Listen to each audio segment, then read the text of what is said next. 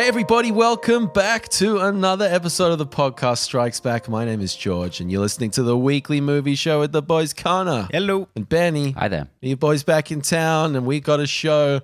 We have a show. Kevin Feige's been a very busy man this week, patching things up with Sony. He's also got a Star Wars movie on the way. What a guy. We're going to be talking about it. Plus we've also got some trailers for The Kingsman, The Irishman, Question of the Week later on. It's going to be awesome. But as we always like to do, it's time to catch up on what everyone's been watching. Who wants to jump in? George, why don't you Should I go first? Yeah. I've been away in India, which was awesome. Lovely place. And managed to squeeze in a couple movies. But normally when we go overseas, there's normally a fat list. And alas, this time there is not. But I watched a few things on the plane, including The Accountant. Okay. Is that the first time you've seen that? Yeah. Oh, really? Ben Affleck. Yeah. Playing a sort of Asperger's-y, very intense. Autism, actually. Yeah, okay. Playing a very intense character, and I thought it was a fun little thriller. You know, it wasn't anything amazing. It's not spectacular, right? But no. But Ben Affleck was solid. Yeah. He played something a little bit different to what he normally does, like the guy next door. Enjoyable. Is John Bernthal in that? Yeah. I was about to say the exact same thing. Yeah. Who's playing a little. He's different in that one. He's not. His accent's a lot less gruff. He doesn't have that kind of New York tinge that he has in a lot of his stuff. It's more like a West Coast accent, and it's cool, man. He's got a lot of depth. Like he's still playing the hard ass, sort of hitman military guy. Punisher. But I was impressed. I was impressed with his stuff. I thought it was pretty good. It was really on the edge of being quite silly through a lot of it, but it was really solid. Yeah. And like the little twist at the end, I was like, okay, yeah, you know. It was that twist I thought was surprisingly heartwarming. Yes. You know, I would have never expected that kind of, like if you saw that on paper, you'd be like, oh, well, that seems a bit ridiculous. But there's like somehow it gets pulled off. I think I love pulling it off. I was really hoping that. I think just within the narrative and what it's set up, it worked. So hey, like it's a 6 out of 10, it's a 7 out of 10 thriller. It's nothing incredible. I also sat down to watch my fucking favorite movie of all time, The Island. Michael Bay's The Island. Honestly, man, I will vouch for this movie until the day I fucking die. I've seen it. I must have seen it 5 to 10 times. I saw it in the cinema where it first came out. Honestly, I absolutely love this movie, and I watched it with a bit of a different lens this time. I kind of like revisiting movies that, sometimes you just get a little bit different taste of what is going on with the themes or what it's trying to say. But man, this film, honestly, even within the first 3 minutes, I'm like, I tear into Michael Bay for Transformers and whatnot. But this guy, he's using so many techniques, using so many different types of lenses, editing techniques, reverse filmmaking, editing is on point. It is just spectacular. I don't think we've ever... Technically, he is amazing. I think that's been something pretty consistent across his career. If you watch but he can overload it sometimes a little bit, yeah. But it is still technically amazing. I mean, I would probably stop the bar at like editing, particularly with some of those Transformer films, because I'm not sure gets intense what he was doing in that. But scene by scene, like each scene is beautifully executed from a craftsman point of view. But man, the themes in this movie, like, it's really cool. It sort of talks about societal norms, conventions, looking beyond. I really like this movie. I think it's English class. I think it's so underappreciated, and it's just a punching bag. Sean Bean's great in it. Ewan McGregor's great in it. Steve Buscemi's a crack up in it. I just, as I said, I'll vouch for this one till the day I die. I'm gonna have to revisit it because I've seen it once, I think, on Blu-ray, and literally all I remember is Michael Clarke Duncan. Oh, he's awesome. Yeah, but I just remember 2 seconds. His scene's brutal. Yeah. Very, very intense scene. Wow. Let's watch it. Honestly, I just watched it. I'm down to watch it again. Literally the only way I'm going to actually do it is if because I watched it. God, it's got to be at least 10 years ago now. Wow. I think I watched it when I first came to Australia. So maybe like 13 The front half is better than the back half, no doubt. But still awesome. Yeah. Cool. And the only other thing I watched was a Bollywood movie. So, my trip in India was actually for work, and my colleagues I work with, a lot of the time over Skype, and it was really just great to be in a room and get to know them. And they were sort of giving me all these recommendations. So I've got this fat list of Bollywood films to get into, but I watched on the plane a really great little whodunit called Ittifaq. ITTEFAQ. So I'm probably saying that completely wrong. Apologies. But I think this video is about to get demonetized for that one, actually. Really solid little whodunit using something that I didn't know what was actually called. It's called the Rashomon effect, wherein you're seeing the same event from two different perspectives. So you're seeing the same actors in the same environment. Two people are telling the story, and you're seeing it from these two perspectives. And it did such a great job of just making sure that you could follow the narrative. At no point was I getting confused on whose version is this. And the cinematography was really great. It was really tight. It was about an hour 40. I was really impressed. So, Bollywood is a huge industry. I really am not familiar enough with it. And, this was a great little entry point for me. Very, very impressive. Had a great time. It gets quite a rap for being kind of overly ridiculous. I think that the exposure that you get, at least the exposure that I get, is kind of you see those short clips on YouTube or Facebook wild. Or whatever it is, where they're the most ridiculous of those scenes, and you kind of get this impression that it's all like that. Obviously that's wrong, because there's some really good, genuinely. They hype it up though. There's some of those action ones like Mr. Robot 2. Just go watch some clips from that, and you're like, "What is going on? This is mental." But it's a really great film, and if you're just into murder mysteries or mysteries, really really great one to put on.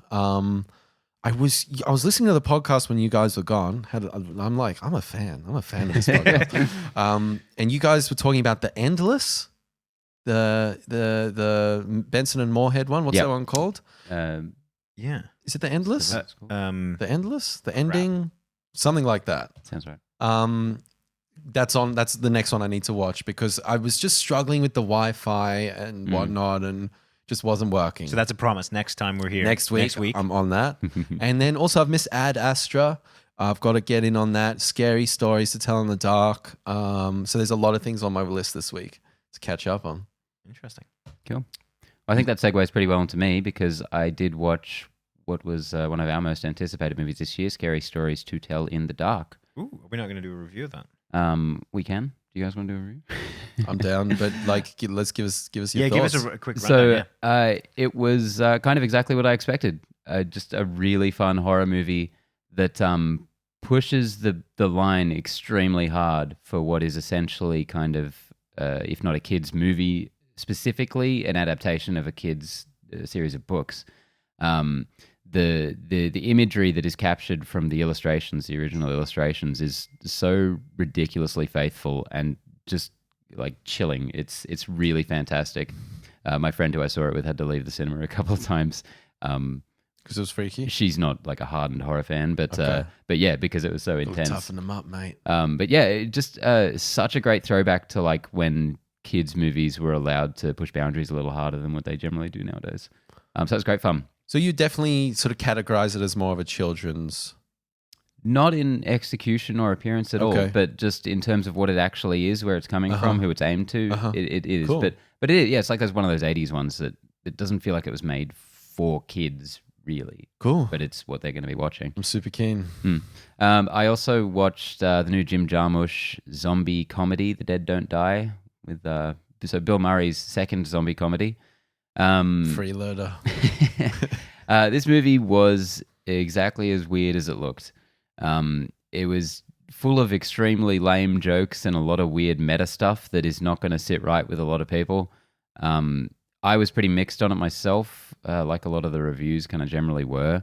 But I have another friend who came out of it and absolutely adored it. So I don't even really know where to sit on that one. But yeah, it took this really weird kind of central metaphor of like maybe people were zombies before they were dead. Like you see in the trailer how zombies are drawn to the thing they were drawn to in life. They and had it's just that in we talked about this the other day, Warm Bodies.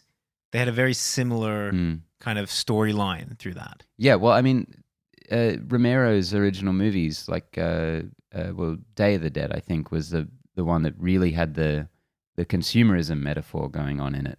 But it didn't hit you over the head as hard as The Dead Don't Die does for some reason, which literally has like narration that is like, people were already zombies. Yeah. So yeah, weird one. Exceptionally well made. So maybe give it a go if you think you might be interested. But do you find, because you said something interesting about your friend really liked it, and then that, I'm not sure if that's why you didn't know where to sit with it. But do you find that if you come out of a movie that you're kind of either mediocre on or didn't like, and someone else really loved it, I kind of have this moment where I can go either way. Like, it can really throw my own judgment into doubt, which is like, what did they see that I missed? Like, was I not paying attention? Did I just come at it the wrong way? Or kind of go the exact opposite way and say like, no, you're wrong. Right?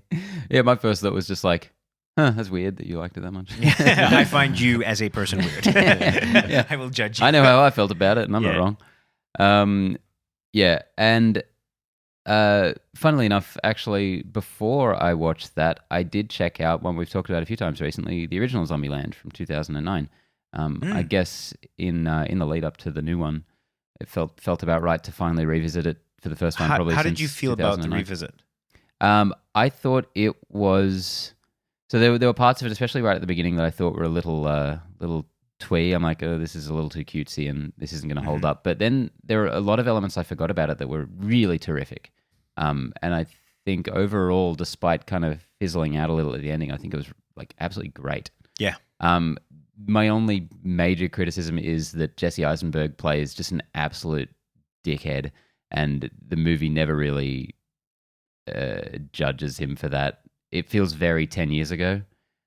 He feels like a protagonist of a different era already, where he's just a kind of a entitled nice guy loser. And I'm glad we're kind of moving on from that now, even with his own film, The Art of Self-Defense, I feel like is examining something like that with a much more insightful eye. The ends of the spectrum, that kind of like really absurdist. Yeah, it was interesting to hear your guys' opinion on that one, because that one's what I was quite excited about. I love it. I can't wait to see it again. I mean, I'd highly recommend that to anyone. Yeah, cool. And I also saw a little other film that people have been talking about a lot lately, Todd Phillips' Joker, which I've now seen twice. Suckers. What's that one? I don't know. It's about Batman or something. Yeah, fuck yeah, I love Batman. Yes. This movie is so hard to discuss, to even watch, without just this insane context that surrounds it. Yeah. This people being offended about other people being offended, even though it seems like no one was ever actually offended about anything.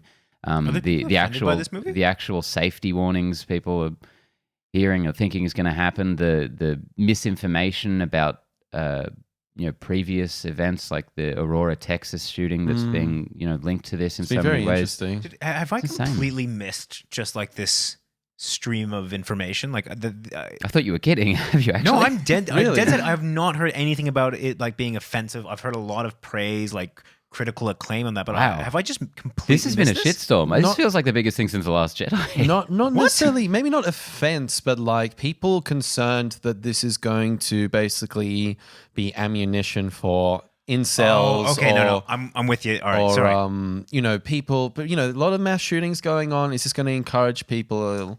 Kind of. I'm thing. with you. Sorry, I thought that there was something. Okay, yeah, I'm good. Yeah, there's been an absolute roller coaster of reaction to this movie, where at first it was just like, this sounds really stupid, and then there was, Venice and how amazingly well it did, and then everyone was kind of backlashing against that. It's been insane. The movie it's a movie. It's not worthy of the huge circus that has surrounded it. But for what it's worth, it was. I was very happy to watch it twice. Okay. So I cannot wait to hear your guys' take on it. And you're not feeling particularly angsty right now, or I'm not feeling like I need to go out and commit violence. Yeah. Do you think all those, that uproar has been unwarranted after watching the film? Absolutely. Yeah. I think it's fake news. I don't think any of this ever actually happened. Yeah. I think what it is in my head, it's people joking about it because it's quite easy to make the joke. Like you're definitely gonna get some people that get their kicks off that kind of thing, and then people kind of taking that a step too far and like kind of it's committing the crime in their own head. And what I've seen is just a justifying lot their of action. outlets, journalism and news, just having these journalism? kind of inflammatory, internet journalism, just having these like kind of inflammatory headlines and articles, and just a lot of people in the comments being like, either people not taking a broad enough look at this and actually really responding to that in a negative way, or stepping back and being like, where is this coming from? Like, I haven't heard any actual, outrage, but from anyone here, Yeah. it's really insane. Because for me, I've almost felt like, wow, am I going to dad mode? Because I'm like, Yeah. oh, the Joker. Yeah. I don't know about that movie, but I'm into metal. I'm into horror, like. Yeah, if a Serbian film didn't end the world, I don't think Todd Phillips's Joker is going to. But yeah, I mean, that shows you the climate right now. It shows you how freaked out everyone is. Yeah. Well, Divided. how willing everyone is to like jump on a hot topic and Or how like, willing, explain their outrage. or how willing media thinks people are too. Yeah, Yeah. as And well, a bunch yeah. of people are just like, what? What? Anyway, Cool. very keen to talk about the actual movie, and I demand in our review we only talk about the movie. Yeah, Yes. I'm happy with that. Because we said that when we were talking about it just before you left, George, is that our pact is to judge it on its own merits and not any of the stuff that surrounds it, whether that be the critical acclaim, whether that be the kind of, as you said, Ben, the fake news around it. I think that we just need to go in, is this a good film? I did actually just read a C review from Collider for it. And the comment section is fucking already nuts. By I don't know what's happening to a bunch Collider. of the kind of people who worship, the Dark Knight, the Joker, and everything, who haven't seen the movie. Obviously, oh man, it's Fantastic. ish. Yeah. This is That gonna be- publication seems to be. Yeah. Anyway. Good save there, George. Yeah. So what did I watch this week? I powered through the second season of Disenchanted. Oh, Matt Matt Groening one? Matt Groening's produced or created. Just slapped his name on it, mate. Yeah. Yeah, nothing to do with it. Look, I have to say that I kind of came out of it with a lot of the same thoughts that I came out from the first season. That was neat. Yeah, exactly. Right? It was interesting concept, cool music, Great look. great look, very interesting kind of world building. And that word's banned. at times, yeah. And at times, kind of like chuckle worthy. But at no point was this series funny enough for me to be like, fuck, this is a riot. Yeah. Like, what is it? Final Space was something that when it did things right was like, oh my God, like I love this. Like this is really, really was good. Like I awesome. was laughing out loud at moments, or I was like watching how good it looked, or the music was just really on point. And this one kind of just did everything pretty good. Right. And I'm more than happy to kind of sit along for the ride and see where it's going to take. It doesn't feel like it ever really gets stale per se. But never was it like, really fantastic. Yeah, nothing about it has really intrigued me. I don't think I've seen it. I don't think I even watched a single episode from the first season. Yeah, I feel like, I don't know. I'm too anti-Simpsons. Like, I love The Simpsons season 1 to 10, season 1 to 13. And, Futurama's awesome in its own way. But all the seasons, the recent ones, I've never really connected with. So I haven't invested time in this one. it's just, it's not quotable like Simpsons. It's not laugh out loud funny like Simpsons. Like it's just, it doesn't break through anything, right? Yeah, It's once just- Disney Plus arrives with all of The Simpsons on it, just throw that away, throw Futurama away. It's fine. We've got season 1 to 11 of The Simpsons forever on loop. Seasons I 1 still to 34. quite like. Yeah. I remember going through all of the seasons of Futurama and having a really good time with that. Oh, so good, man. Yeah, They I played quite with enjoyed some interesting concepts and kind of deconstruct society. super interesting concepts and like a lot of really, really interesting sci-fi stuff. I think it was one of the first times that I watched time travel being done in a really interesting way. Yeah. And that was like, for me, I was like, oh fuck, this is thought through quite well. Snoo. It's my favorite episode. And the characters are fucking awesome, man. Yeah. They're just as memorable as The Simpsons. Bender, Leela, Fry, Dr. The rest. Zoidberg, the other guy. I mean, do you remember being at school and that was like a really common, like everyone would like, whoop, whoop, whoop, whoop, whoop. Yeah, Like, yeah. that was kind that of was huge. Yeah. Naughties, baby. Yeah. Anyways, so I went through that. If you've watched season 1, it's probably worth chucking on. It's not going to exceed season 1. It's not going to be worse than. It's just kind of a steady ride. Sounds I horrible. also went to a screening of Gemini Man, Ah, which is the Will Smith, Ang Lee action film that was in 3D Plus or 3DR? 3D Plus, I think.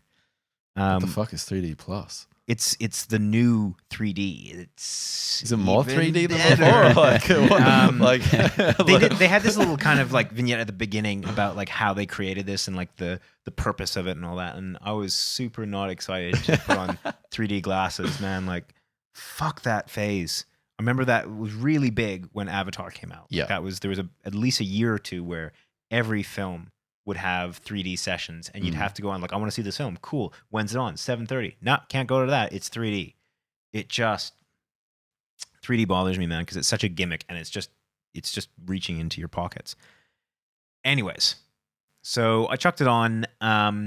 This is also, oh God, I didn't look this up, but I'm pretty sure it's shot and shown in a high frame rate as well, because everything is super crystal clear, which is, I mean, if anything, this movie is really ambitious, right? Like it's trying to do a lot of things, but it means that everything is on that screen to display in like just all its glory, and that is at certain times pretty cool.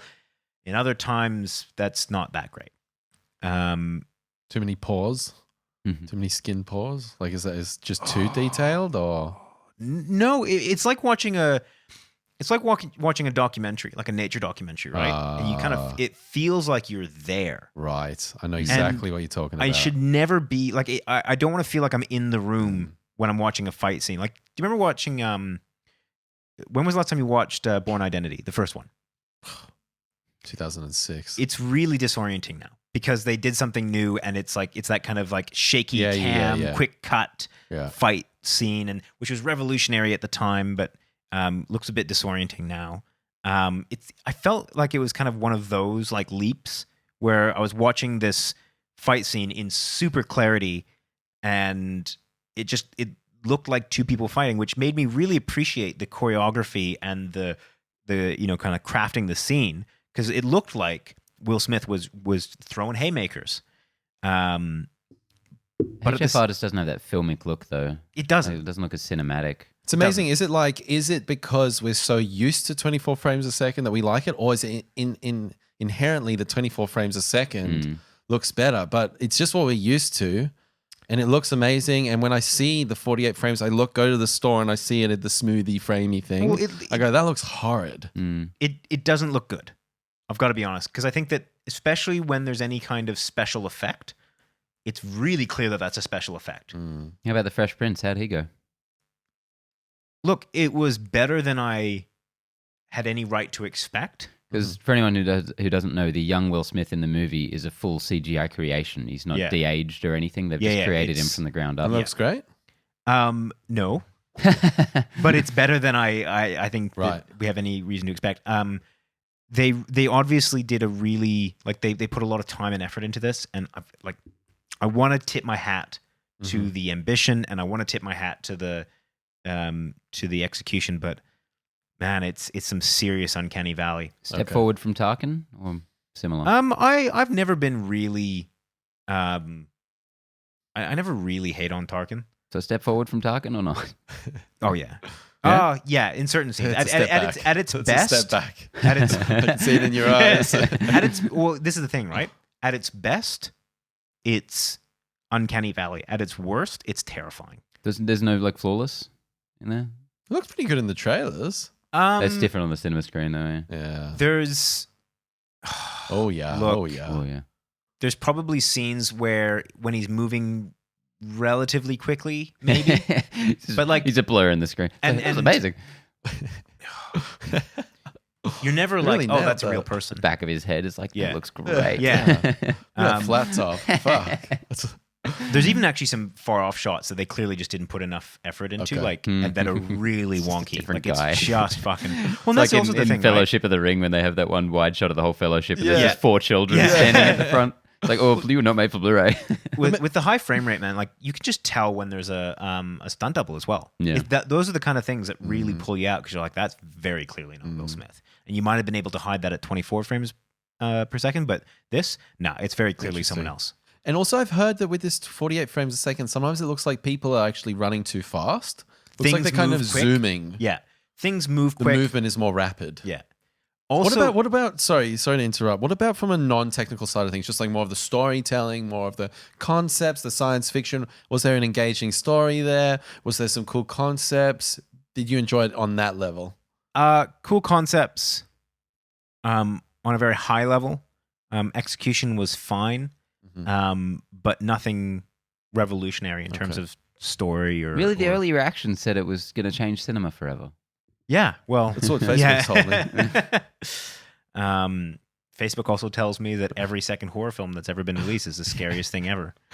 Every second, like fuck, Yeah. that's pretty good. Yeah, look, this is technically ambitious, kind of shoot for the stars, land on the moon, or whatever the fuck the saying is. Story-wise, it's nothing that will, impress you, but it's certainly not a letdown. Mhm. Cool concepts, decent execution. Will Smith is really good in it. Damn, that's fucking savage. I'm really interested to see what you guys think, like, because the 3D is really distracting. Yeah, no doubt. And it makes, I think that like that with the high frame rate makes everything look just very bizarre. And the first at least 30 minutes of the film is you getting used to it, and the rest of the film is kind of you looking at like a lot of that looks like green screen, like the depth, it almost hurts the depth perception on it. Gotcha. Like it's weird, but it's like it's good 3D. I don't know if that makes sense. Like from it's distracting. Like everything looks really good. Like when it's in the high frame rate, you're like, wow, it looks like I'm standing in a room with Will Smith and Right. his co-actors and actresses. Yeah. But then I'm like, that's not what I feel like the movie experience should be. Like if they shot this kind of thing for a nature documentary, I'd be fucking in it. I'd be like, this is sweet. You would be in it. Makes sense. Should we get into the news? Absolutely. Finally, let's get on to the big news that I feel like has had kind of a muted reaction. Marvel Studios and its president, Kevin Feige, will produce the third film in the Spider-Man Homecoming series starring Tom Holland. The film is scheduled for release on July 16, 2021. As part of the arrangement, Spider-Man will also appear in a future Marvel Studios film. And John Watts is in final negotiations to return to direct. Negotiations. Negotiations. So a film. So he's back for a MCU Well, a film. a Spider-Man film, and a Marvel An film. MCU film. Yep, so 2 appearances. So there was a huge controversy a few weeks ago, huge reaction, huge fallout about Spider-Man not being in the MCU anymore, and then it all got patched up, and I feel like everyone's like, oh, cool. Yeah. I mean, to be fair, this is what I was kind of talking about this a couple weeks ago, where I said that there's no way that they're going to risk doing irreparable damage to the character. I mean, this is too much of a gravy train for Sony to just kind of risk it effectively. I mean, Disney has all the power in this. But I think Sony's won in the end because Tom Holland can appear in Venom 2.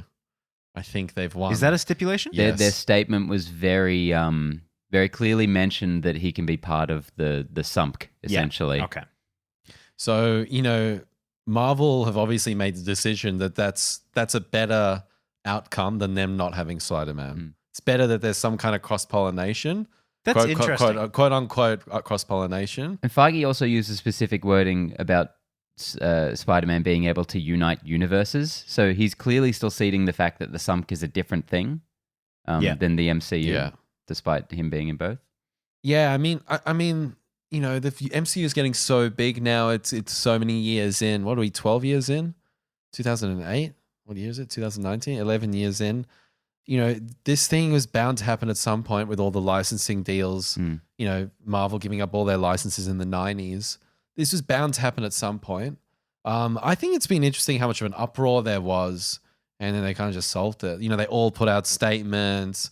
No, that's it. We're all done here. Fuck Disney. You know, they're getting greedy and stuff. You know, who's it? Stan Lee's, who's somebody's granddaughter or somebody was saying like, fuck you, Disney, for trying to take. Really? You know, and now, I heard most of it's the all vitriol good. go the other way. I heard a lot of people blaming Sony. For Now this. it's all good. So, Yeah. I mean, like, is this a well-calculated PR campaign? You know, maybe not. It's been very interesting to see it unfold, and now it's like, oh, he's back, cool. Yeah, all Done. is as it was. Like, okay. So the main change to the contract is Disney's now co-financing for 25%, getting 25% of the profits. And before, And they have Feige It was- producing. It's like a lot less before. It's like 5%. Yeah. But Disney Sony's keeps investment went from 5% to 25%. No, other way around. Okay, Yeah. so Marvel's investment. Disney had 5% return on the profits, but it was only like for the first 3 weeks, or like it was something ridiculous, Okay. right? Like it was a sliver, but Gotcha. they maintained the merchandising rights, which they've always had anyways. And then in this one, they've gone from a 5% to 25%. So they've, you know, taken a bigger chunk of the pie on that side. They've retained the merchandising rights, but Sony has gained the ability to put Tom Holland in the sunk. I just feel like this whole thing has been, you know, this didn't need to. The negotiations were continuing.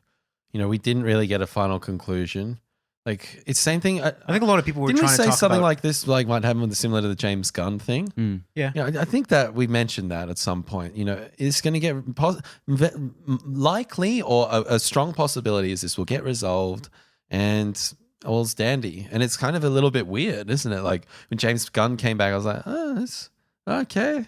Now this time I'm like, okay, that's What cool. was all the fuss about? Yeah. Low risk, you know, for them to kind of, for whoever it is to say, all right, no, we're done, and use that as a bargaining chip. Yeah, And potentially. it creates a lot of uproar, and they don't really get an awful lot of backlash I feel down so the line. manipulated. Yeah, I know, right? It's like they couldn't have just solved this in a boardroom and left us out of it. Yeah. Yeah. Fuck you. Fuck everyone. You, the viewer. Yeah. No, we love you. Yeah, it's totally odd. Totally odd. But you're probably right, Connor. I mean, Sony put out that PR statement, you know, and that's probably the way they leveraged it and, you know, got it out there. They both very clearly tried to blame each other in the wording, like in Yeah. subtle ways. Yeah, a little like, fuck I'd be you. really interested to see who called the bluff or who said, like, you know, let's pull it. Like, Yeah. and it's hard to say who really had the bargaining power in that.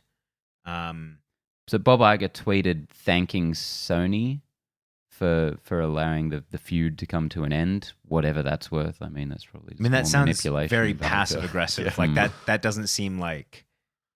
There's been a lot of interesting stories, just going on a bit of a tangent here, from Bob Iger's novel, Bob Iger's biography, I'm not sure. Particularly on George Lucas and stuff. Yeah, so Yeah. 15 years as CEO at Disney, and It's so weird to be releasing that while you're still in that position. yeah, and talking about how disappointed George Lucas was with The Force Awakens. Like, he came out and he's like, what the fuck, man? Coming out after, because I had read that, you know, not a week after I had revisited Empire and Return of the Jedi, and I was like, good.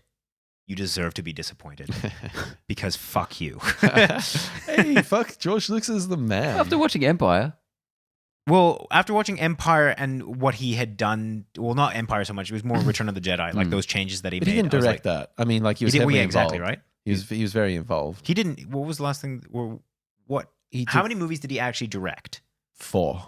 A New Hope, and then the prequels. in the prequels, right? Roman Kirshner did Yeah. Empire and and But he Marquand. did some old the mate. remakes or what are the edited versions. Yeah, he got stuck into those. And that's what I'm like yeah.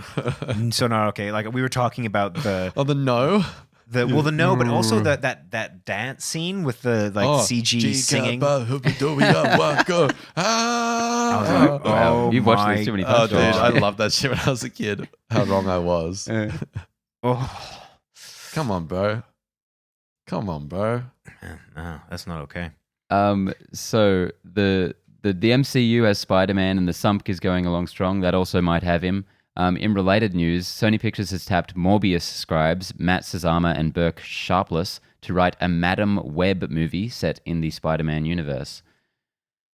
That name, Burk Sharpless. Good name, Oh my, isn't oh my God, he takes names. So what have we got coming up now? We've got the Venom movies, got Morbius, we've got Craven the motherfucker. Craven the motherfucker. Black Cat and Silver Sable seems to have been cancelled. Jesus. Now they're doing Madam Web, Jesus. who is an elderly clairvoyant woman who has a debilitating disease that means she has to live in a life support machine that looks like a giant mechanical web. I have no idea what they could possibly be aiming for with this character in this franchise. I think she has some connection to multiverses, so that could be something they're looking at. But yeah, I've heard her compared to the Oracle in the Matrix films. Okay. So no idea what they would be doing with them. I'm looking at 11. 11 moment. films in the sunk. So I don't think that this is IMBD. So I'm pretty sure that this is incorrect. Definitely. That's trash. Like, Oh yeah, this 90% is of terribly everything wrong. on Never there. mind. I take this all back. Never gone that It's got website. Jackpot, Silver Sable. Oh, this is IMDb, best movie of all time, Dark Knight. Second best, Interstellar. Third best. No, I Dark looked Knight at, again. I looked at Dark I think Knight. Shawshank is still up there as like number 1 or 2. Yeah. Um, Oh, I'd put that up there. Yeah, That's a yeah, good still up, D&D. it's still up there. Good. The Joker is on 9.5 already. Oh, really? The movie that hasn't been released. Yeah. You know what? It's an interesting thing because, you have to, a movie takes 2-3 years to make. So you got to get things going. But at the same time, part of me feels like Sony is stacking up their cards and they're going to all fall like the DCEU did. Yeah. I mean, how many films did the DCU announce and then never Boy, materialized? yeah, this sounds much more likely to be the Cyborg/Flash movie. I feel like this is just kind of them putting stuff out there and seeing what sticks. Like what are people excited about? What are the people going to be talking about? And as soon as something like, I reckon they probably don't even have people actually contacted for this. I reckon people that are involved with this are finding out via some fucking article being like, I'm involved in what? Because I got to make Morbius good and now I got to work on it. I mean, this kind of thing makes Craven sound interesting. Yeah, I know.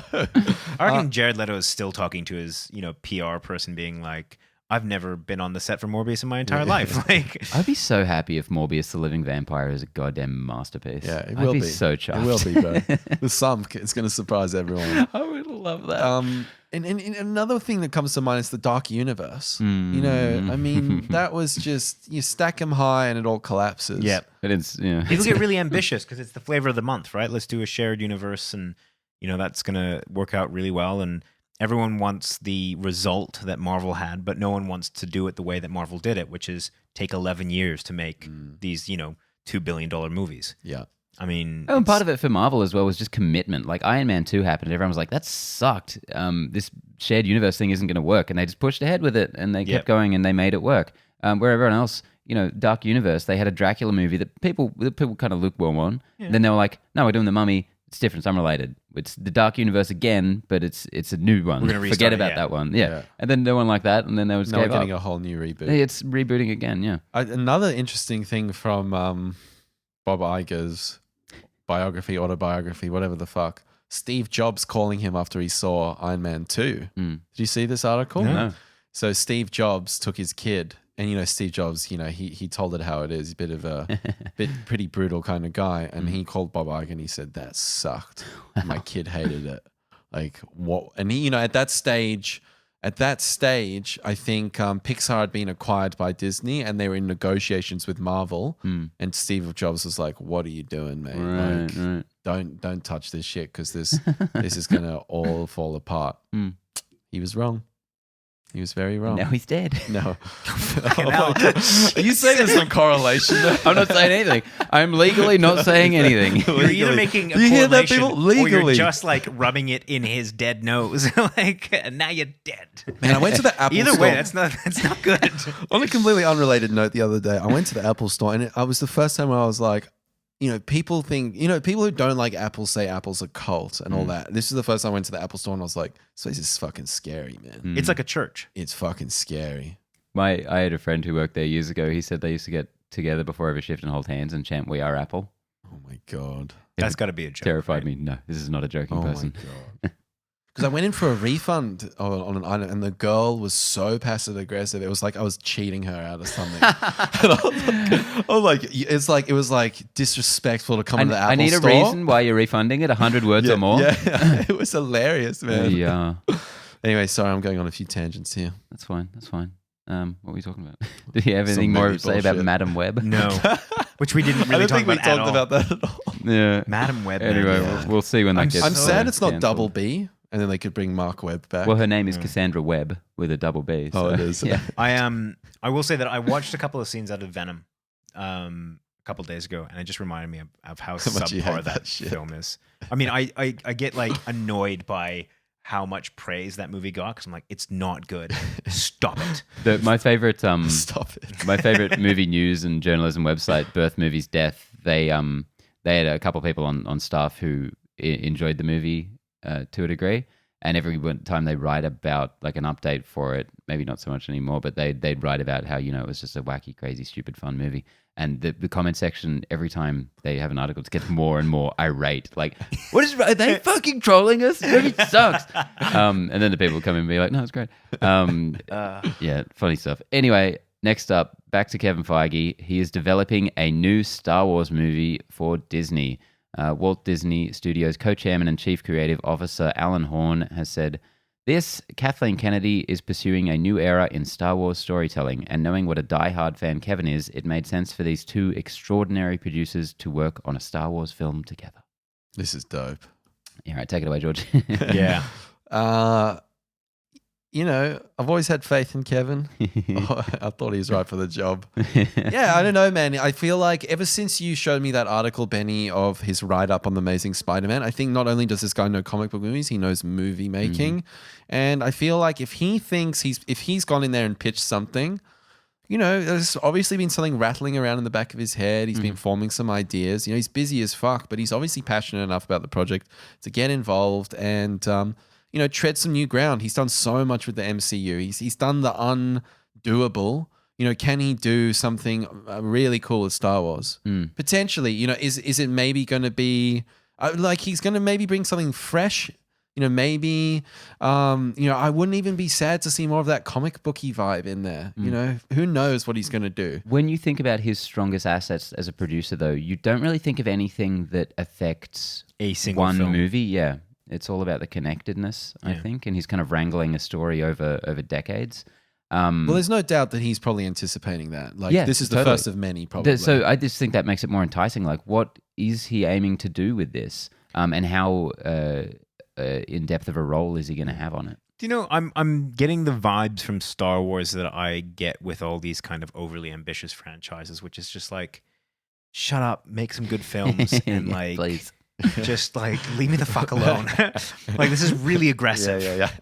Like, I'm the fact that when we talk about movies, at least 80% of the news is stemming from Disney and fucking Bob Iger or Kevin Feige or that kind of shit. I'm just like, shut up. They're a machine. They've got so much control in the industry. It's getting me a little like,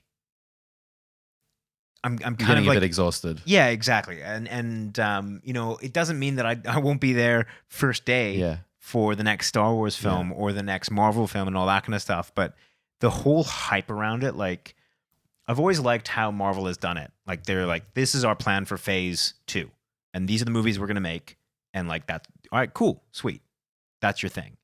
But I get really tired of this like sump thing. I get really tired of this like Star Wars thing where like we're going to do a million sequels and here's all the projects that we're thinking about. We've got a Benioff, why isn't Benioff one? We've got a Ryan Johnson one. We've got a, the main trilogy, like all this kind of stuff. Fuck, just like stop, chill, please. So this does very little for me in terms of like, it's another Star Wars property with, undetermined dates or what it is, or it's just this hype machine that's trying to like, garner a lot of excitement, and they're putting a big name with a big franchise, Mm. and No, I feel that. I'm getting really exhausted. I just think this is awesome. This is gonna be the best fucking movie ever. I can't wait. Bro, it's gonna So be the what- best. what is it about? What It's gonna be the best. No, you're completely right. It's getting, these announcements are getting more and more vague and nebulous. It's like, we're making a movie with people. It's like, woo! Yeah. Like the Comic-Con Like, crowd. comment, subscribe. Yeah, man. I don't know how some of those YouTube channels keep up the enthusiasm. Jesus Christ. Yeah, Lee, we keep it real here. Something It's else. just, imagine us in a year. Yeah. It's just three exhausted people being like, this day We're in going to be news. Red Letter Media in 1 year. Yeah.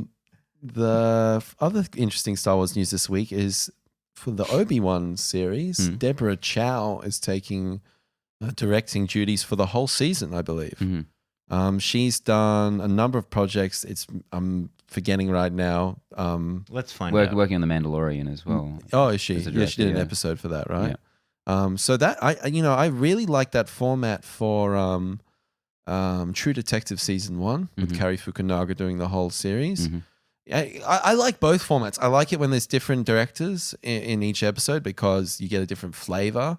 But I also like this other format that seems to be gaining more popularity as the years roll by. Yeah, as more studios are kind of focusing on this short cinematic season, I think it is good to have one person to deliver a style and a tone over the whole thing like that. I love Haunting of Hill House because it had a consistency Yeah, that's and a kind of a flow to it that is really, really nice. And I've always kind of been a bit curious as to why in like a 10 part season, let's say like Game of Thrones, there's so many different directors.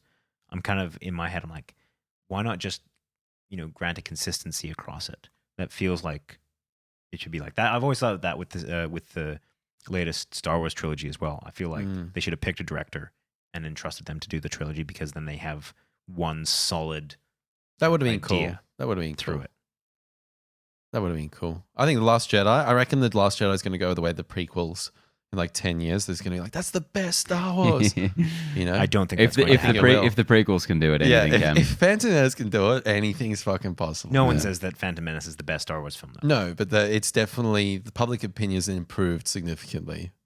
People say it's the best prequel. I think people say that about all three. Yeah. I Except really Attack of the regularly. Clones. Nobody ever said that. That would be probably the outlier, yeah. Oh well. Next up, in some more exciting news, Sam Neill, Jeff Goldblum, and Laura Dern are all returning to the Jurassic Park franchise in Jurassic World 3. Director Colin Trevorrow promises that they will all have major roles, not just cameos, as we saw in Fallen Kingdom with Jeff Goldblum, who had literally a minute of screen time, all of which was in the trailer. If you fall for this, you are the biggest sucker on the planet. Like, I don't even Oh, no, I care believe him. what Trevorrow says. I don't believe him. I don't Like, care. nah, I fuck you, I bro. don't care. It's just like, didn't they make a fuckload of money on Jurassic World Fallen Kingdom? Both of them are over $1 billion, I think. Like, do you really need to bring these guys back? That's the thing. It seems odd trying to jam them in there. Like, what story purpose could that serve? Like, why didn't they do that from the get-go? Yeah. Why are they bringing it on the third one? Yeah, the first Does that one. mean they're going to get rid of Chris Pratt? Because I would be down with that. No, he'll be back. Owen. What's that? What is this? Owen Owen Grady with the raptor training. The raptor training. Oh, that's right. No, screw He's that movie. one of the worst big franchise characters. I of the love last Sam decade. Neill, man. I really love Absolutely, that guy, yeah. and I feel like as time goes on, I'm getting more of an appreciation for him as an actor. I've been shitting on about In the Mouth of Madness for the past couple months. That's an awesome 90s flick. Mhm. Get in there. But, this really does nothing for me. Obviously anything can work, and depending on how they execute this, if they actually are major roles, I'd be more interested in that than seeing more Bryce Dallas Howard and Captain Star-Lord. Well, yes. Yes, I'll give you that. Because those characters are despicable. I actually hate them. Yeah. Were you guys, was I on the show, or were you guys talking about the sort of concept that it's not going to be dinosaurs versus humans? It's going to be like you're driving down a road and it's like horror. That's what Trevorrow was saying. Yeah, it's not like an all-out war. That sounds awesome. Absolutely, yeah. That sounds really cool. You assume haven't watched the short film they just released, Battle at Big Rock? No, I did not. It was decent. Okay. Yeah. Because I liked in Fallen Kingdom where the director, it was the director of The Orphan, right? Yeah, the Spanish director. J.A. Bayona. Yeah, he had some really cool haunted house stuff with that raptor in the house. I thought that was cool. It was so close to being like what I wanted that movie to be. So if they follow that down, there's potential here. There's a lot of potential here. But just on the it's kind of like what you were saying, Connor. It's like shove a name in there. Hooray! Exactly, yeah. It feels more so like that to me. It feels exactly like Star Wars, which is just a nostalgia thing. It's not going to serve the story. Like I mean, it could. Like there's always the potential. They can write it in. They can write it in. It doesn't feel as though this is set up for. There's no obvious reason why those three characters would be back. Why a paleontologist would be involved in any way in like a dinosaur invasion of human society. And wouldn't he have come back for the second one or something? Like you would think. Hey, you were there in the first time it went wrong. It's gone wrong again. But like the interesting thing is that this franchise has not acknowledged the sequels really at all. The original sequels 2 and 3. Yeah. It would almost seem like they were retconning them. But Goldblum and Sam Neill both came back for one movie each. Laura Dern as well, briefly. I am. Like I said, if they get rid of Chris Pratt, then I'm good. Not because I hate Chris Pratt, but just because that character is the most useless. Yeah. Useless. Could you name one thing about that character other than the fact that he likes raptors? He builds houses. Oh yeah, and he's dense. He's a densely laid character. Then I take it back. He's smug and hyper confident and super masculine and good at everything, which is just not a great way to write a character. Yeah. It's not particularly interesting. He's right all the time as well. Yeah, despite being a dickhead. Yeah. Anyway, dickhead's always right, man. What time is it? It's trailer time. Trailer time. All right, first we have The King's Man. This is the sequel to Kingsman Golden Circle, or no, the prequel, sorry. Apologies. Prequel to the sequel. Prequel to the sequel. Prequel to the original.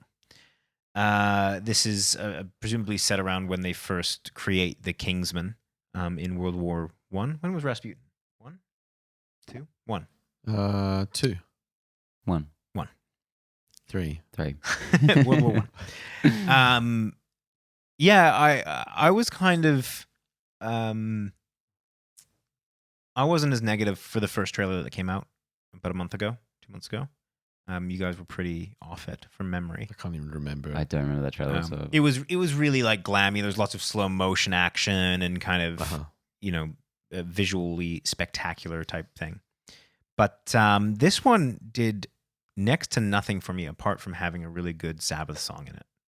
That is really good, actually. I was trying to think of why I have positive associations with this trailer. It really looks like a reboot of the first film, essentially, like a remake reboot.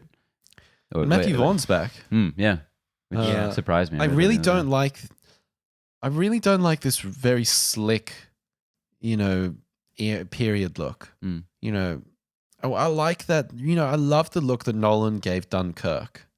It's grimy, it's gritty, it's not super slick and glossy. But I wouldn't want that. I know that's part of his aesthetic. I know that's part of the aesthetic, but when I see it, it doesn't really do much for me. So from a visual perspective, like nothing in this is that interesting to me. I don't think that you'd be able to get away with it changing the aesthetic in the like Kingsman kind of universe, I can agree with that. So there's just something fundamentally that I don't like about, I liked Kingsman 1 and it worked for that slick, polished look. But in this era that this is set in, oddly, I don't really have an issue with that per se. I just don't feel as though this is going to tell anything. Like it's not going to add anything to the franchise, right? No, it seems like it's taking a lot away. But I thought they addressed that in a really clever way that I loved at the end of the trailer with the parachute reveal. Like what is essentially a Bond gadget scene, but with something incredibly old and mundane. Yeah. I thought that was so fun. Yeah. It turned me around at the end because it is like, this is a parachute. Yeah. I'm like, that's damn you, Ralph Fiennes. One thing I hated about the sequel especially was all the magic technology. Like, we're just bringing people back to life now. Oh, that was the worst. This guy got shot in the head, but it's all right. We put a thing on. Fucking hell. So I think scaling it back like that could be really interesting. I actually really like this trailer.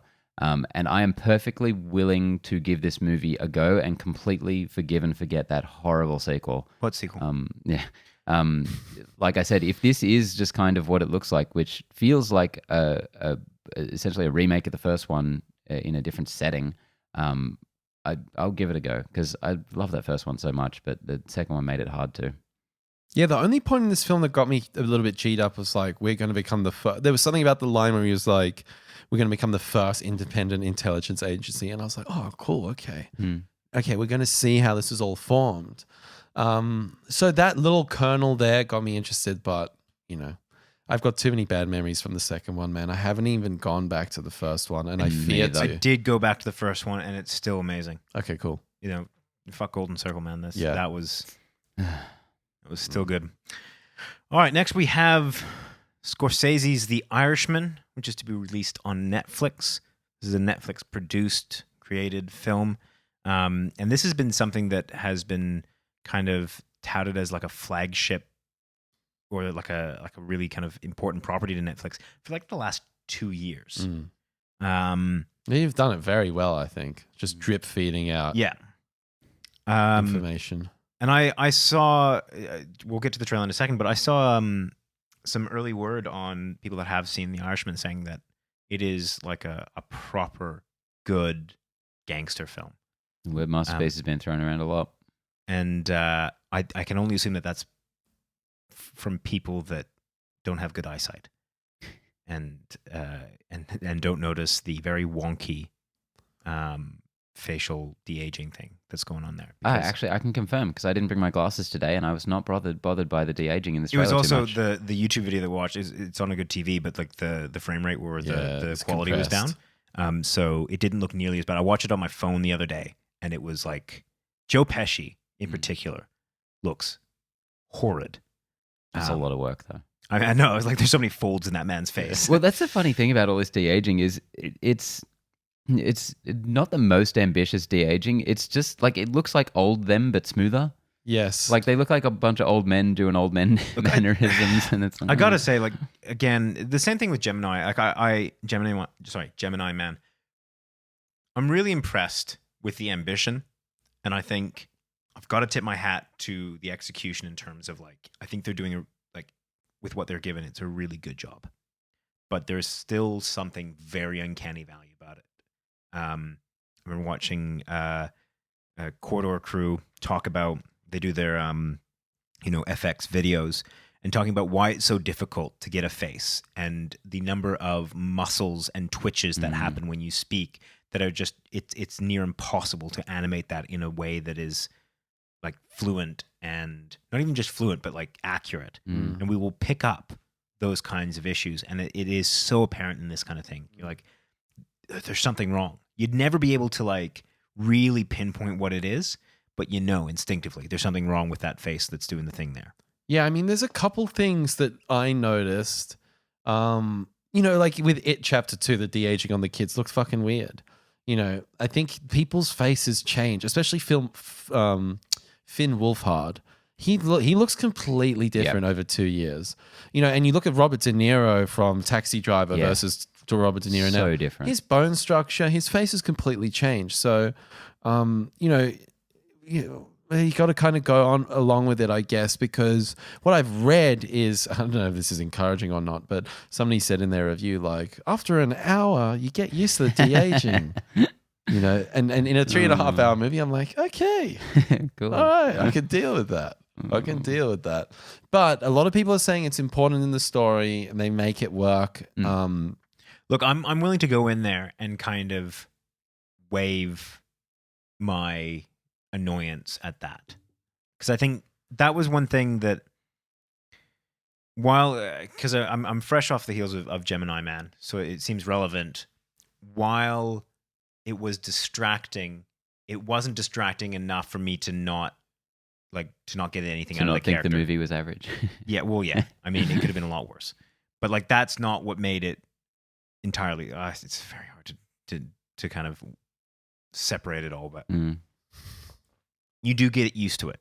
It's distracting. You're never like fooled into thinking, oh, that's a real thing, because you're always in the back of your head, looks like that doesn't look right. But it doesn't detract from the story. It doesn't detract from the major themes that they're trying to tell. Yeah, So I'm willing to go in there and kind of like give that a pass as much as you can. I'm so pumped to this though. Like the overall reaction and everything. You know, I love this kind of. I love Goodfellas. I love Casino. This is kind of like the spiritual sequel. Yeah. To those, I'm really pumped. I don't think I don't think this was a good trailer. I don't think you can put a 3.5-hour Scorsese movie into a 2-minute trailer. Very difficult, right? So, you know, I'm not going to go on those credentials. It's not like it needs a trailer anyway. No, you put Scorsese and then you put the cast list and you're fine. Yeah, they could have left it that dumb bullet one with the exactly. bullet spinning as the eye to every name. Exactly. Yeah, which I actually quite liked. All right, next we have Uncut Gems. A24 with Adam Sandler, which feels like a paradox, doesn't it? Yeah, I mean, he does some serious stuff, but this looks pretty extreme for him. This is from the Safdie brothers, who directed one of my absolute favorites of the last few years, Good Time, with Robert Pattinson. That was just like this cool little small town New York movie set over a night that absolutely blew me away. So I was initially going to put this in until I saw it was from them. Because that's enough. I love the look of this. This is my favorite of the week. Yep, nice. Same. This trailer was excellent. I have no idea if the movie will be any good, but fuck, this trailer is amazing. It will. There's a few Adam Sandler films that have really worked in terms of like more of a serious one. He's got the chops for it. Like does. he's a good actor. He's a smart guy, man. He's like, people think he doesn't know what he's doing. He knows exactly what he's doing with blended and whatnot. His movies are so popular in America. This boy is blended. I'm so glad that's the exact reaction I wanted. That. Ben, did you know what that was? No, George is aware that we don't watch these movies. Yeah, you guys aren't at my level. But like, I think he had one called Spangled or something in the noughties. He had Funny People. He's had a few other ones where he's had more of that. November Rain. More of that just serious. That's a Guns N' Roses song. I know. It's about a 9/11 survivor that listens to the Guns N' Roses song. I've never heard of that. No. Look it up. Have you not really? But man, that A24. Oh no, it's not. Is it November Rain? Don't know. Oh god, this is going to bother me now. All right, you can continue. I'm just going to when find out that the answer to this. A24 logo, like, I was already in it. I was always like, this cinematography and this is looking really cool. It's almost got a Tony Scott kind of so close up, handheld, kind of really saturated, lots of blues and oranges, and I just was like already invested. I thought Adam Sandler's look as well is very interesting, and then A24 comes up, and I'm like, boom, I'm in. Sold, yeah. I'm in. So, very impressed. It's not November Rain. It's a great song, though. Well, because when you said that, September like, Sleet. It's Rain Over Me. Because when you said it's a Guns N' Roses song, I was like, yeah, it's a song. And then I thought, no, it's not Guns N' Roses, is it? It's The Who. Yeah. Whoops. Come on. They should have named it November Rain. Come on, bro. They definitely That's a should have. fucking tune. That would be a hardcore That's a movie, fucking man. tune. Yeah, Uncut Gems. That's my number one of the week. Cool. Pumped. Very good, very good. All right, next we have Primal, not the Genndy Tartakovsky Gendy's animated series that looks amazing, but the Nick Cage movie that looks amazing. terrible. This is literally like, I didn't think we were going to get snakes on a boat or sharks on a train. Yeah. But we've got something pretty similar. That's exactly what I thought of. Thus continues the bizarre and just captivating life of Nicolas Cage. So Nick Cage portrays a hunter of some kind who's transporting a big cat and a whole bunch of other animals on a boat that is also transporting some mercenary assassin killer, the most dangerous man on earth, who gets out, and then and he releases all the animals. And one of them's a really bad CGI cat. Is that cat like? Is that a cat? Is this like a newly created cat, or is this genetically modified, what the fuck? Just a genetically modified CGI It looked cat. horrible. Like Did not within the look first good, no. 5 seconds, you got a CGI cat that looks absolutely like dog shit. Mm. Right, do Nicolas Cage monies? Does Nicolas? Let's go one more time. One last time. Yep. English is your first language, right? Yeah. Apparently, do Nicolas Cage movies make money? That's what I'm just trying to say. The ones that go straight to DVD probably don't. Con Air, baby. Con Air. But he has been in some like spectacularly weird and bad films. He's just doing his thing, man. He just keeps getting these roles. I think he's a big enough name that he probably still draws people in on the kind of streaming on demand crowd. Maybe, that's why he makes all these gonna be movie shit. I mean, Mandy. Let's see what Mandy did. Mandy was phenomenal. That was A24, wasn't it? Last year. I don't think so. Let's have a look. Keep talking. Such a cool movie. Keep talking. I'd like to see Kevin Durand in this as the killer guy. I have a soft spot for him. He's from Lost is where I know him from, and in that show he plays one of the most terrifying, again, just mercenary characters. But he's always stuck with me, and I always like to see him in whatever he's in, even if it's the same stuff again and again. So it wasn't A24, No. Spectravision, U Media, and XYZ Films, and on a budget of $6 million. Mandy brought in a total of 1.4 million. And that was one of his good ones. Yeah. So, Yep. Art versus commerce, man. God, I'm surprised that movie did so poorly for something that was kind of touted a lot. I'm sure they would have gotten their money back on a distribution deal or something. This is only box office, so. They knew what they're doing. XYZ releases really cool stuff. But yeah, this is one I kind of want to see. Really? But at the same time, I never want to see it. It actually said in theaters at the end of the trailer. In theaters and on demand. Please don't. Never crosses my path, I will be like, I'm fine you'll be a with better person for it. Yeah. This is like, I will watch some crap. I will freely admit that. This I won't touch. Yep. Final, we're gonna talk about this? Sure. Yeah. Oh, okay. We've got War of the Worlds from BBC One. Hey, it's a step Take up it from away, Watership George. Down. Take it away. Evidently there's a Danish War of the Worlds and another, like a French War of the Worlds. Like, there's a lot coming through. Well, this is the British War of the Worlds. So I guess the book, was that set in London? Like, is this like an Spielberg did his one? Period accurate. This is period accurate. H.G. Wells. Okay. I mean, good on them for giving it a go, but the CG just does look very poor, and is it just me? I think it looked pretty But is possible. like BBC One overly ambitious with the projects that it decides I think to they go are. I think they are. I think they need to maybe, pick and choose their battles. And I think Seriously, I think like this is like big scope. This is Spielberg. This is the 100 kind of story. stuff that big directors, big budgets should be tackling. This isn't the kind of story for a small concept with some, This isn't a character miniseries actors. kind of thing. Yeah. Nothing in here really interests me other than Ray Spall. What's his name? Rafe Spall. Rafe Spall. Mm. That's his name? Rafe Spall. Yeah, his dad Timothy just wanted to fuck him over. Fucking hell, Timothy. He popped up and he's always good value, but yeah. I'd be willing to believe that this could be good. And if people say it is, I'd like to give it a go. Because I love the idea, love the story. I'd like to see a kind of a faithful adaptation of it. And I think miniseries is actually kind of a cool fit for a story like that. Potentially. And BBC, maybe they're not so good at this type of thing, but they put out some really great programs. So let's see how we go. I still love I think it's called A Doctor's Notebook. It's one of my favorite little miniseries. Daniel Radcliffe and John Hamm. Have you seen that? Nope. Yeah, really well worth it. Sounds cool. Well, that's it for trailers. Let's cap it off with question of the week. This one's from Benny. What song would you want to see in a movie? Now, I've got my pick. It's a bit of a cheat because it's already in a TV series, but it's a TV movie. Return of Cooler, Deftones Change. Yeah.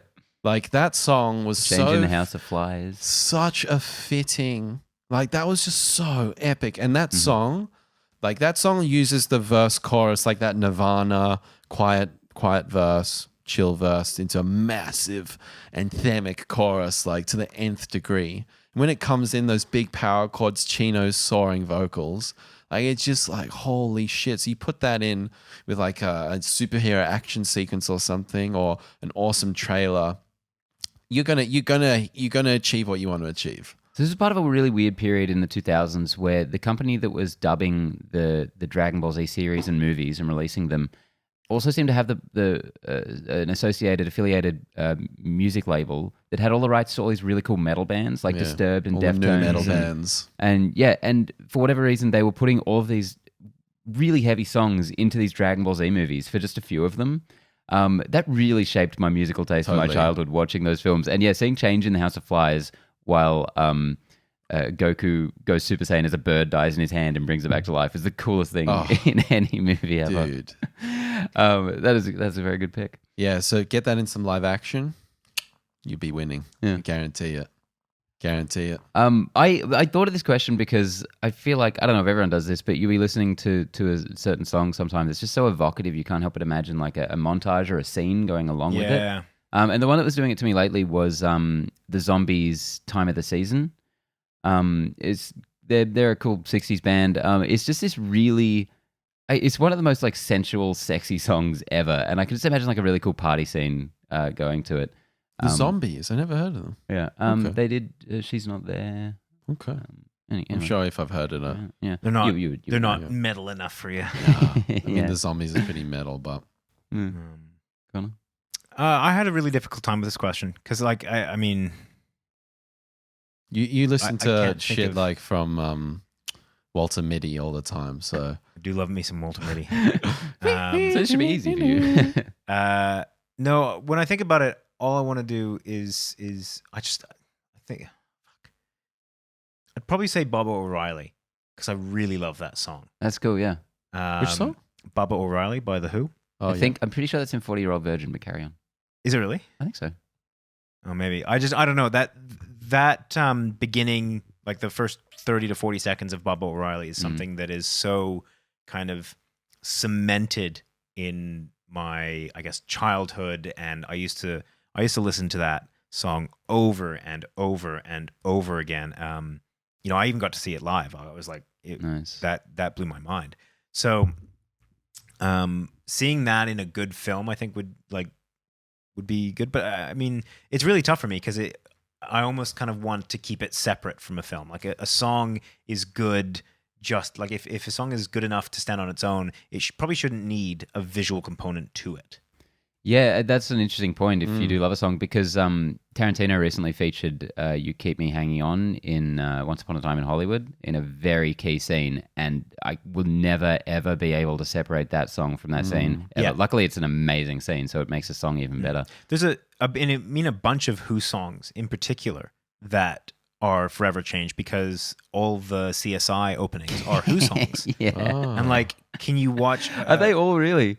Because almost exclusively. I only know the scream, the obvious cliche one. But I'm pretty sure. That's so funny. I know at least two of them are. And God, it's been ages since a lot of I've their even, stuff like, is so kind of performative and operatic seen. that it makes sense. Like it just kind of begs to be put along with action. So. Yeah, same with like Queen. They've got like really energetic kind of like yes type songs. So bicycle. yeah. They should have put that in Premium Rush. Yeah, that would have been epic. But yeah, man, It I was think epic. Bob O'Reilly, with the caveat that I'm not actually sure that I do want to see it in a film. It's got to be because- good. Yeah, well, it'd have to be good. Yeah. And then even if it was good, I would also feel like that song is then forever associated with that, as opposed to it just being a song for me. Yeah, it's like until Baby Driver rolled around, because that has a scene with one of my favorite songs in it, Hocus Pocus by Focus, the weird yodeling, whistling song. Because just a few years before, that was in an action scene in the RoboCop remake. So that was a really weird association to have with a song I really loved, because that movie was very strange and it was a really bizarre scene and a weird way to incorporate it. It's interesting how you can really like a song, but the incorporation can really dictate whether or not it works. You know, it's just not on the inherent like love of the song. It's got to be done in the right way. To pay the dues. So a bit of a fun little thing.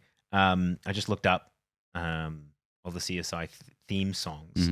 For CSI, it's Who Are You, which is the original one. That Of course. God, I love everyone- CSI. But CSI Miami is Won't Get Fooled Again by The Who. CSI New York is Bubba O'Reilly by The Who. Thankfully I've never seen CSI New York. Oh, no. And You haven't? CSI Cyber is I Can See for Miles by The Who. CSI Cyber. Wow. Fuck, man, I don't know. That's my favorite thing about CSI now. It's the only thing I know about CSI, but it's my favorite thing about CSI. Yeah. I also know the glasses coming off. Yeah, That's yeah, it. Yeah. I mean, it's the most like cliched opening So of cheesy. any TV show I think Such ever. intense color grading. Yeah. Speaking of TV shows, that I do want to check out. Someone in the comments recently mentioned that people should check out MASH. I just want to give a shout out to that. People should check out MASH. I used to watch that as a younger man all the time. Yeah. And seeing that comment, I was like, I want to go revisit that. I think everyone should as well. The movie or the show? The show. Okay. Yeah, MASH is true. Hawkeye is one of the great TV characters of all time, I think. The one thing I never understand about that show, and I swear to God I look it up once a year and then immediately forget what it is why it has two distinct casts. Like there's just clearly different eras of the show that have different characters and casts. Oh, that's right. Yeah, and I can never figure out I can never remember why that actually happened. Well, they killed off the spoilers. One of the main characters. Yeah, you've had 50 years to watch it. That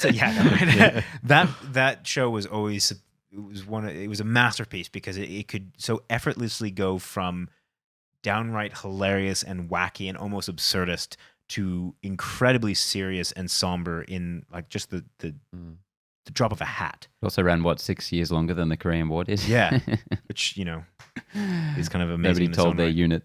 So yeah, definitely check out MASH. I remember when I was a kid, that would always be on at around 3 or 4 o'clock, and I'd be like, I can't wait for this shit to end so I can get into the cartoons. Like, Have you ever watched MASH? Never watched a single Mate, episode. You'd like back, the theme song's metal. It's called Suicide is Painless. Okay. I literally don't know anything about that show. Well, now you do. That's what it's called. Yeah. Anyway. Well, guys, what is the song that you would like to hear in a movie? Let us know. Let us know what you think about all these stories. Are you keen for Feige to get in on Star Wars? You excited Spider-Man's back? We want to hear about it. Let us know. Also, let us know if you want to drop down a question there. Let us know if you want to drop the question there. We'll say yes or no. Then we'll give you approval. We shall give you permission. And then you can drop the question in. So, hey, we'll be back next week for Joker. And I'll try and watch a few movies in between as well. Very exciting. See you then, Connor. See ya. See you then, Benny. Bye, buddy. Bye, everybody.